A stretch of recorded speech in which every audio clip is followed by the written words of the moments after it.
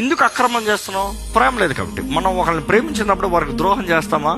చేయము. కాబట్టి మనం త్యాగం చేసుకుంటాం, మనం ఉన్నాయి పోగొట్టుకుంటాం. కానీ ఇక్కడ చూసినప్పుడు ప్రేమ లేదు కాబట్టి ద్రోహం చేస్తానికి, అక్రమంగా బ్రతుకుతానికి.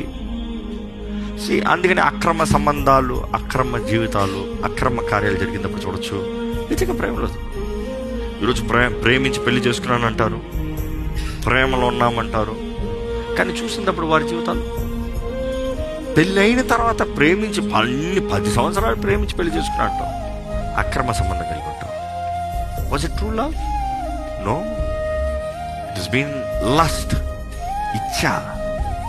ఇచ్చ ప్రేమ ఒకరి ద్వారా పొందుకున్నాం. అందుకని ప్రేమ పెళ్ళి అయిన తర్వాత ఏమవుతుంది? ద ఓల్డ్ పర్సన్ కాదు, న్యూ పర్సన్. ఈ మనిషి వేరు. లవర్ హస్బెండ్కి ఉంటాడా? ఇంపాసిబుల్. లవర్ వైఫ్కి ఉంటుందా? ఇంపాసిబుల్. అప్పుడు చేసిన మెప్పులు వేరు, ఇప్పుడు లేవు. ఇప్పుడు రియాలిటీ కానప్పుడు ఏమంటావు? You want the pattern, the old. అందుకని అక్రమ సంబంధం మళ్ళీ వెతుకుతావు ప్రేమని. ఈరోజు లోకం ఎలాగైపోతుంది?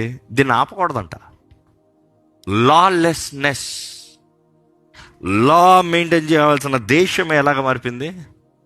అక్రమం కాదంట. ఇంకా it is fine, it is fair, it is fine, it is fair. అడగకూడదు, దానికి డైవర్స్ తీసుకోకూడదని పెడుతుంది. దేవుని వాక్యమే చెప్తుంది వ్యభిచారం అని తప్ప వేరే ఏ విషయంలో విడాకులు తీసుకోకూడదు. కానీ ఈరోజు దేశాల పరిస్థితులు ఎలాగైపోతుంది? అదంతా పాసిబుల్. దానికి అసలు విడాకులు తీసుకున్నా కూడా లేదన్నట్టు మాట్లాడుతున్నారు.